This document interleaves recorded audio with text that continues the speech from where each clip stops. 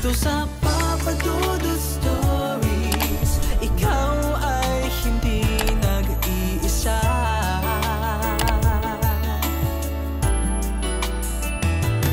Dito sa Papa Dudut Stories, may nagmamahal sa'yo.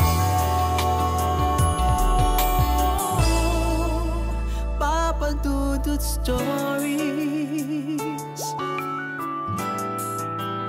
Papa Dudut Stories. Sa lahat po ng mga nakatutok ngayon, huwag pong kalimutan mag-like, mag-share at mag-subscribe. Maraming salamat po sa inyong lahat.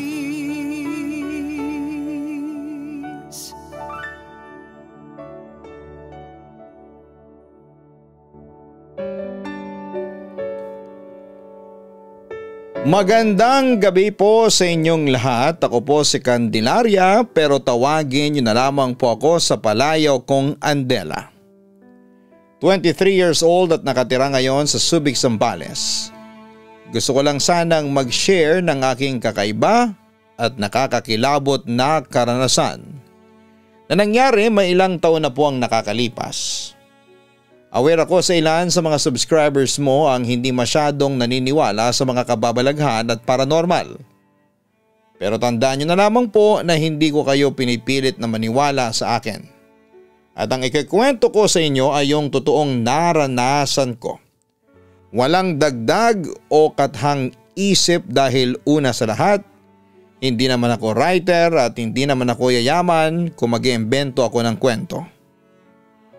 Papa Dudut, way back 2015 ay lumipat kami ng tirahan noon sa bahay ng lola ko sa father side. Si Lola Mila, ang bahay ay katabi lang mismo ng eskwelahan. Ayos naman yon sa aking lola at close naman namin siya kaya wala namang naging problema. At ang sabi pa ng lola ko, buti raw at doon na kami lumipat para naman daw may makasama siya sa bahay.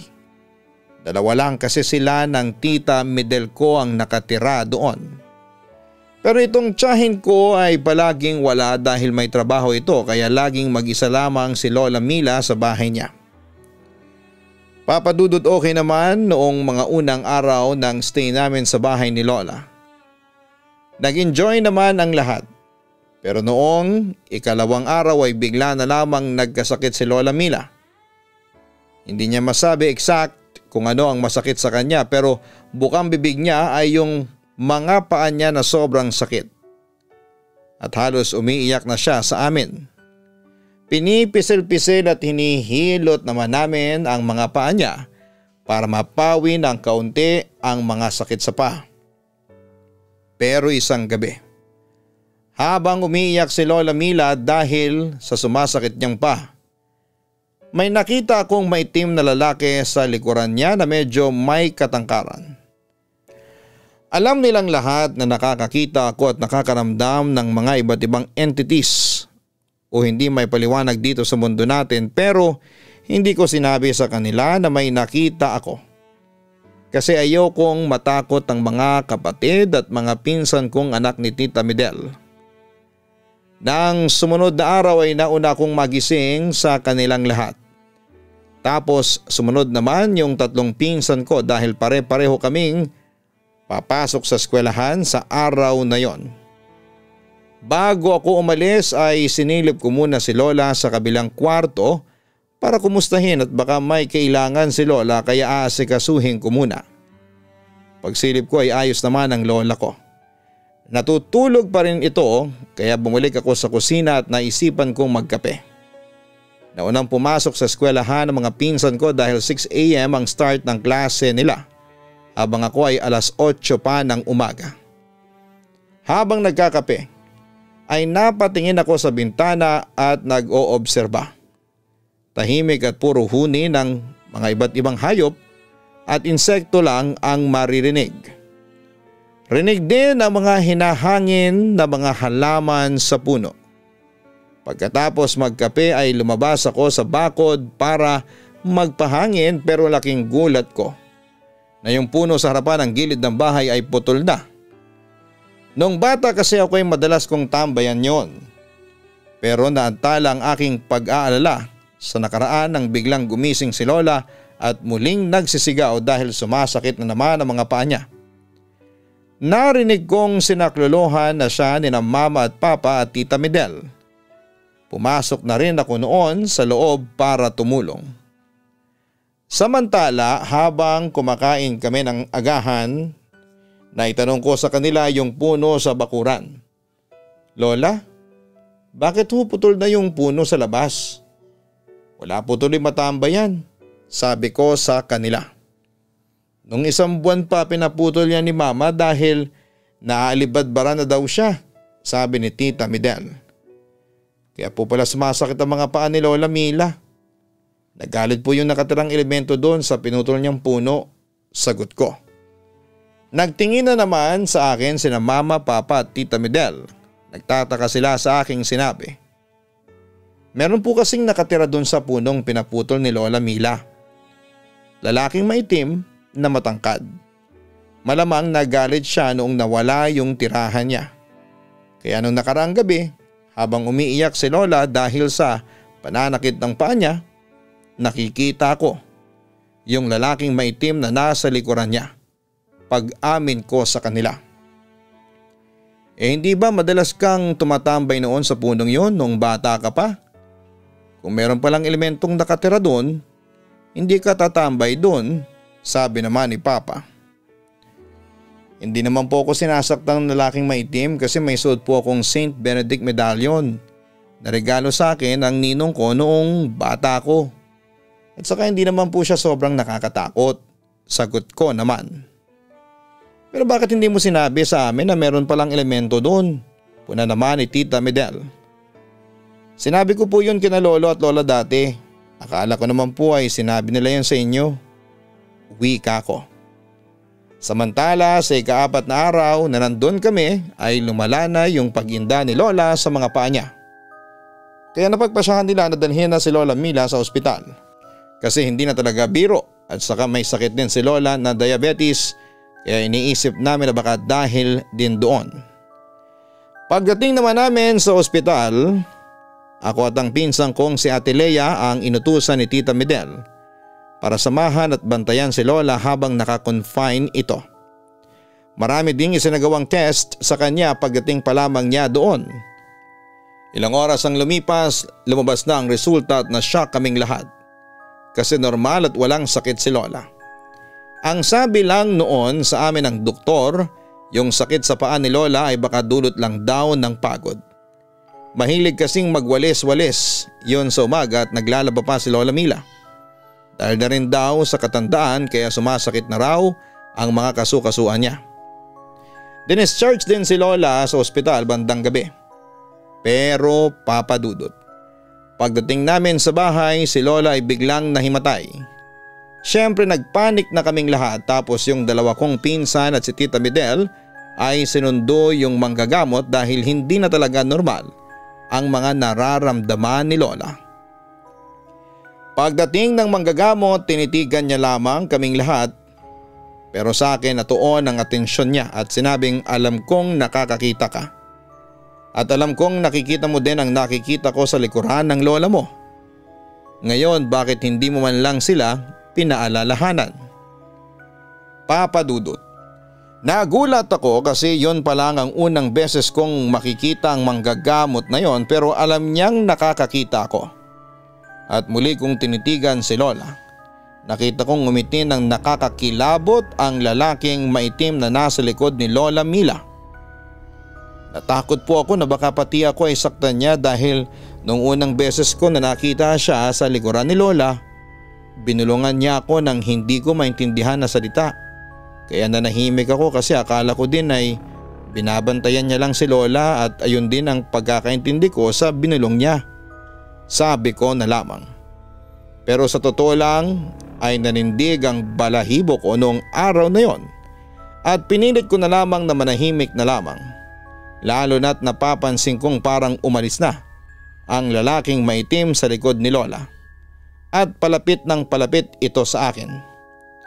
Dahil na rin sa takot ay ginawa ko naman ang lahat para iwasan ang elementong yon.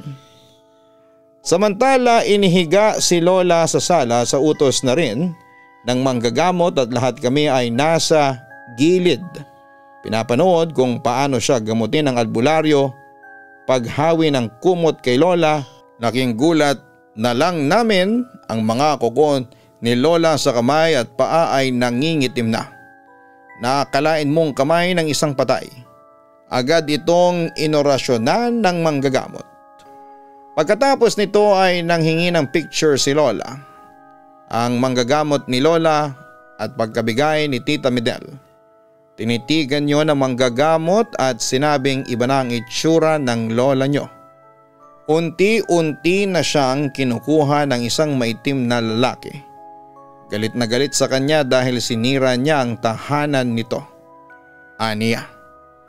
Lahat kami ay napatingin sa bintana at tinignan ang punong putol. Sa labas nang bigla na lamang pumutok ang ilaw sa sala. As in nabasag. Natakot na kaming lahat at sinabihan ang manggagamot na sumunod sa mga dasal niya at magkanya-kanya din kami ng dasal at lakasan ang pagtawag sa itaas. Wala na din daw siya kasing magagawa dahil tumagal na ang pananabik ng lalaking nakatira sa puno na kunin si Lola Mila at parusahan, kaya sinabihan niya kami nang walang hihigit sa lahat kundi ang Diyos lang na pinapanampalatayan natin. Papadudot halos mangiyak na kaming lahat sa oras na yon. Nahimatay pa ang isa sa mga pinsan ko dahil sa sobrang takot. After ng dasal ay tahimik at sinabing wala na ang lalaking maitim sa likuran ni Lola nyo. Pero may isang mensaheng iniwan sa amin ng albularyo. Bukas ng 3:00 ng hapon ay babalik ako dito at sama-sama tayong mag-aalay ng pagkain at dugo ng hayop sa punong pinutol ng lola ninyo. Wala na siya ngayon pero hindi pa siya tapos para gantihan ang lola ninyo. Aniya. Kaya naman kinabukasan ay bumalik nga ulit ang albularyo at isinagawa namin ang pag-aalay. Nag-alay kami ng mga kakanin tulad ng biko at sapin-sapin at kinatay namin ang isang buhay na manok sa mismong naputol na puno. Habang isinasagawa ang pag-aanay, natanaw ko naman ang lalaking maitim sa loob ng bahay namin. Nakasilip sa bintana ng kwarto ni Lola Mila. Agad kong binulong yon sa mga magulang ko pati kay Tita Medel. Pagkatapos ng pag-aalay, nakita kong lumabas na yung lalaking maitim at pumunta ito sa punong putol para tignan ang mga inalay sa kanya. Pagkatapos nito ay tumingin siya sa akin na parang galit.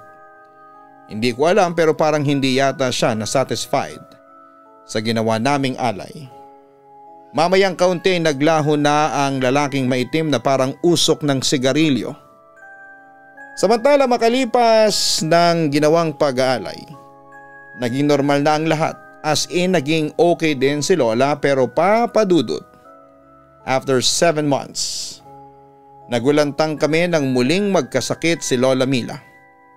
Hanggang sa bigla na lamang siyang nawala ng malay. Nang ipa-ospital namin, ang sabi ay nasa coma daw si Lola Mila.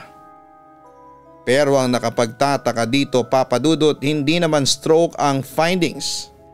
Actually walang makita ang mga doktor, kung meron man silang nakita. Hindi ko na alam ang term o tawag doon. Basta nakita ko na lang na iyak ng iyak sina Papa at Tita Medel, pati si Mama. At dahil sa walang makitang problema ang mga doktor ay inuwi namin si Lola Mila at inihiga ulit sa kanyang kama. Para lang siyang natutulog, tapos normal naman ang tibok ng kanyang puso.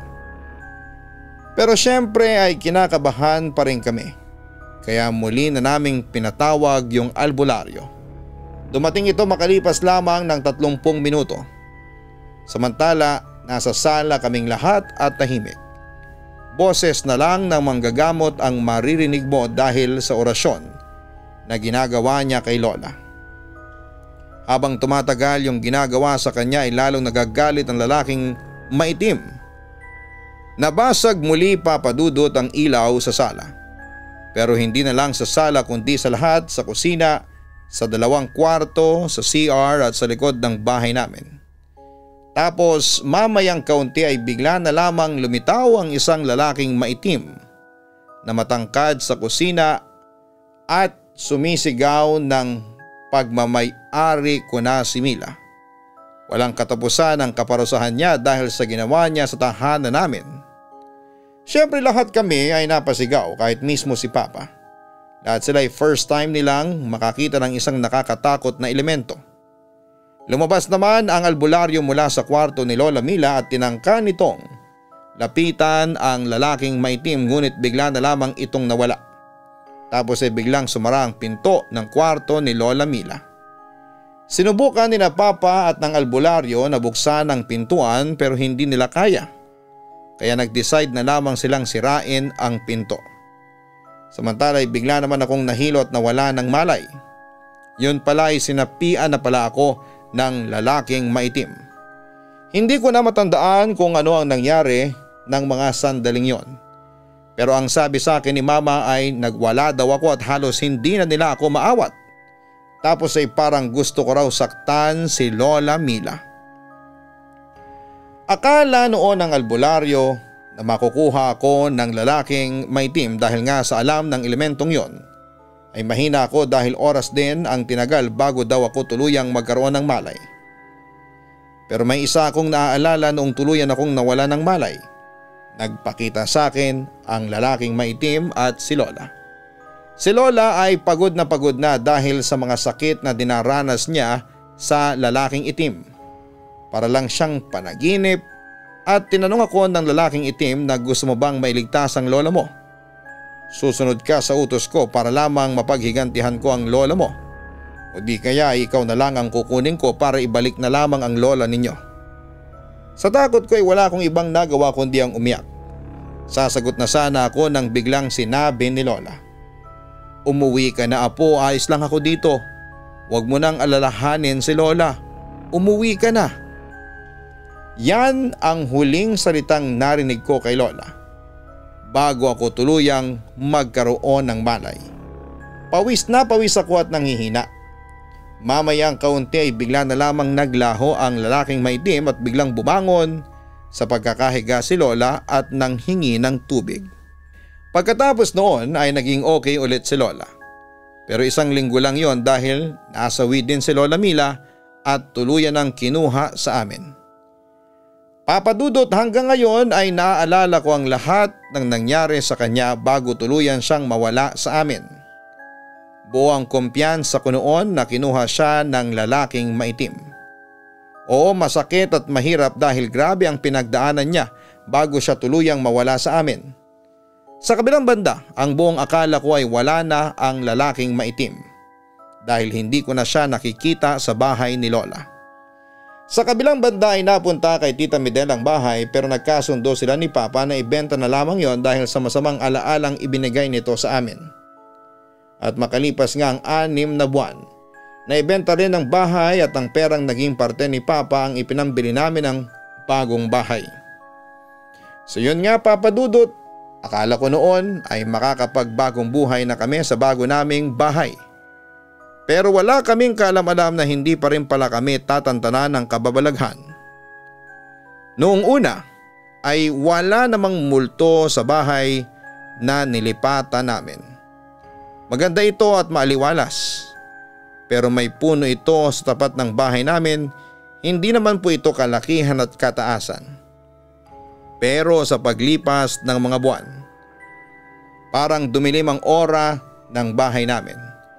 Kapag ganoon, ibig sabihin ay merong tumira o umukupang taga-ibang mundo. Doon din naging sakitin si Mama, labas-pasok siya sa ospital dahil unstable ang either high blood pressure, cholesterol, sugar or minsan ay sabay-sabay tumataas lahat. May nakapagsabi kay Mama na kinukulam daw siya kaya nagkakaganon siya. And dahil daw yon sa inggit. Hanggang sa may nag-refer sa kanya na manggagamot na Rizalista. Background lang sa mga Rizalista, naniniwala sila na si Jose Rizal ay isa sa Holy Trinity. Yung dating albularyo naman na madalas naming tawagin noon para gamutin si Lola Mila ay sumakamilang buhay na. Mabalik tayo. Sabi ng albularyong Rizalista kay mama ay gusto daw siyang patayin nung kumukulam daw sa kanya. Hindi ko alam kung ano ang naging atraso ni mama at kung sino ang kumukulam sa kanya. Pero bilang may third eye ay nararamdaman kong hindi ito dahil sa kulam. Sa kabilang banda, ang hinala ni mama ay yung mismong katabing bahay namin dahil may sabi-sabi doon na yung lola sa tuhod ng family na yon ay isang mambabarang or aswang na ipinasa niya yung kakayahan niya doon sa anak niya. And yung anak niya na yon ang may ginawa kay mama. Sinabihan si mama noong manggagamot na next target na daw ay ako kaya kailangan din daw akong maorasyonan. Samantala, isang gabi habang kakadala lang namin noon kay mama sa albularyong Rizalista ay kinilabutan ako sa aking nakita sa kalsada na tila sumasabay sa amin. Ito yung lalaking maitim ang elementong kumuha kay Lola Mila. Nagpanik ako noon at sinabi ko yon kay mama pero bago pa siya nakapag-react, biglang nawalan ako ng malay. As in all white na lang yung nakikita ko and hindi ako makasalita. I can clearly hear kung ano yung nangyayari at narinig ko na tinatawag ako noong sumundo sa akin and asking kung okay lang ako and hindi ako makasalita and makagalaw.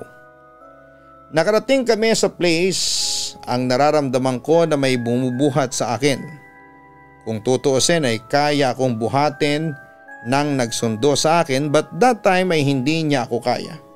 Humingi ng tulong yung nagsundo sa akin para lamang madala ako doon sa bahay ng manggagamot, then doon na nag-start ang lahat. Naririnig ko ang sarili ko na sumisigaw, papadudot, at nararamdaman ko yung katawan ko na nagwawala, yung parang sa mga napopossessed, at pinipigilan ako ng mga 5 hanggang 6 na lalaki pero nakakapiglas pa din ako. Nalaman ko na ganon sila kadaming humawak sa akin noong ikinuwento na sa akin after dahil blur yung ganong pangyayari sa akin. Anyway, naririnig ko yung sarili ko na nagpapakilala ako bilang lalaking maitim na kumuha daw kay Lola Mila at isusunod daw niya ang mama ko. Siya daw ang dahilan kaya naghihirap ang aking ina. So sa puntong yon ay alam na ni mama na hindi kulam ang nangyayari sa kanya kundi part 2 ng paghihigante ng lalaking maitim na elemento. Pero papadudot, narinig ko na ang sabi ng lalaking maitim. Hindi raw si mama ang kukunin niya kundi ako na raw. Hindi ko na maalala yung iba pang sinabi ko, basta naririnig ko lamang ang sariling boses ko at pinipilit ko na makawala. Pero habang nangyayari yon ay nararamdaman ko na may tinutusok sa paa ko and pati yata sa mga part ng ulo ko, and naririnig ko yung sarili ko na sumisigaw. Ayaw ko niyan and titigil na ako. Tapos ay naririnig ko na umiiyak si mama. Kaya nilabanan ko na ang nilalang na sumasapi sa akin. Sinubukan kong i-regain ulit ang katawan ko. Sa uli nagtagumpay naman ako, papadudot. Pagkatapos naman noong senaryo na yon ay nakaramdam ako ng sobrang pagod at sakit ng lalamunan. Sabi nung manggagamot ay sobrang tagal daw akong naposes. Halos more than 1 hour daw. Samantala ay parang masigurong hindi na babalik pa ang lalaking maitim na elementong yon ay nagpasya na kaming pumunta ng simbahan para humingi ng tulong para ma-exorcist ako at si mama. Hindi ko nasasabihin kung ano-anong mga dasal at ritual ang ginawa pero hindi naman po ito nakakatakot at nagtagumpay naman ng paring tumulong sa amin. At simula noon, natahimik na ang buhay namin. Sa ngayon papadudot ay normal na ang lahat. May third eye pa rin ako pero hindi yon nakakasagabal sa mental health ko. Palagi kasi akong nagdarasal sa Diyos na palagi niyang gabayan ang pamilya ko. At sa awa ng Diyos ay hindi ko na rin nakita pa ang lalaking maitim na elemento. Pero hindi ko makakalimutan yung mga naranasan ko. Papa Dudut, hanggang dito na lamang po at maraming salamat at magandang gabi sa inyong lahat. Lubos na gumagalang, Andela. Maraming salamat Andela sa pagbabahagi mo ng iyong kwento sa aming programa.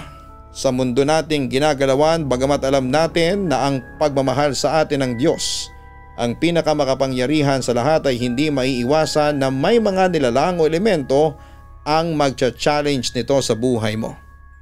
Pero paano ba natin malalaman kung may mga masasamang elemento sa ating bahay na tinitirhan? Una ay sunod-sunod na kamalasan. May mga tao na kahit na anong pagsusumikap ay nananatiling lugmok sa kahirapan. Ang iba naman, kahit may mabuting kalooban, ay walang ginagawang masama sa kapwa. Ay tila nagiging magnet ng mga taong sinasaktan lamang sila. Maaring nagkakataon lang, ngunit kung paulit-ulit itong nangyayari at nagmamaterialize na din ibang aspeto na iyong buhay, ay kailangan mo na ng spiritual intervention. Ikalawa ay biglang pagbabago ng ugali ng mga taong kasama mo. May mga kaso na bigla na lamang daw nagbago ang ugali na parang may sapi. Nawawala sa katinuan ng biktima at hindi maalala ang ginawang pananakit sa sarili. Ikatlo, lapitin ng aksidente. Isa sa pangunahing dahilan nito ay ang paghina ng dungan o life force or energy ng isang tao. Kaya kinakapitan po ito ng masasamang elemento na walang ibang hangad kundi ang makapahamak ng kanilang mga biktima. Pang-apat ay nagiging sakitin ng mga nakatira sa bahay. Isa din itong manifestation ng mahinang dungan. Alam ng mga masasamang elemento kung sino ang sakitin o mahina ang pangangatawan, kaya dito sila umaatake. Nagsisimula ito sa sakit ng tiyan, lagnat hanggang sa lumala na ito at manghina na ang biktima. Panglima, nakakaranas ng mga kakaibang bagay. May mga hirap makatulog dahil para daw silang nililiyaban at lagi ding binabangungot. Ang iba naman ay nakakaranas ng presensya ng spirit sa paligid, tulad ng pakikiramdam na may nagmamasid sa kanila. Madalas ito sa mga taong may aktibong psychic abilities. Kung ikaw o iyong mahal sa buhay ay nagpapakita ng mga senyales ng pangbubulabog ng masasamang elemento, mas mabuting agad na aksyonan ito upang maiwasan ang mas matinding pinsala. Humingi ng tulong sa mga mahuhusay na albularyo, espiritista, babaylan o mga pare para mapigilan ang paninira ng mga kampo ng kadiliman sa iyong buhay. Huwag niyo pong kalimutan na mag-like, mag-share at mag-subscribe. Hanapin po ang Kaistorya Horror YouTube channel at mag-subscribe na rin po. Ganon din sa Gian Gianna Vlogs.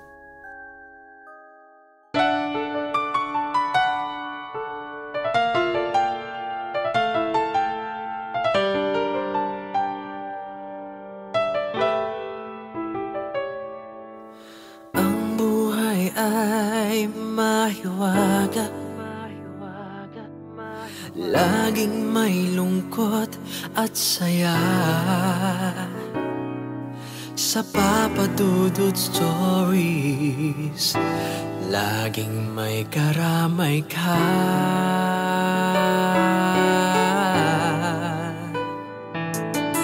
Mga problemang kay bigat, dito ay pakikinggan ka. Sa Papa Dudut Stories, kami ay iyong kasama. Dito sa Papa Dudut Stories, ikaw ay hindi nag-iisa.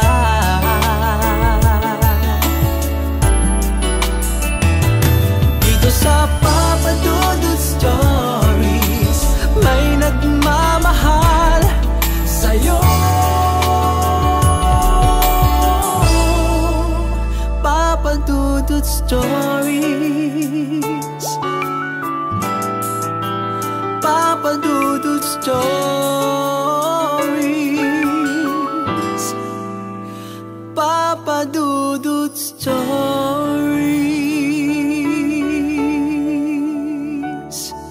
Hello mga ka-online, ako po ang inyong si Papa Dudut. Huwag kalimutan na mag-like, mag-share at mag-subscribe. Pindutin ang notification bell para mas maraming video ang mapanood ninyo. Maraming salamat po sa inyong walang sawang pagtitiwala.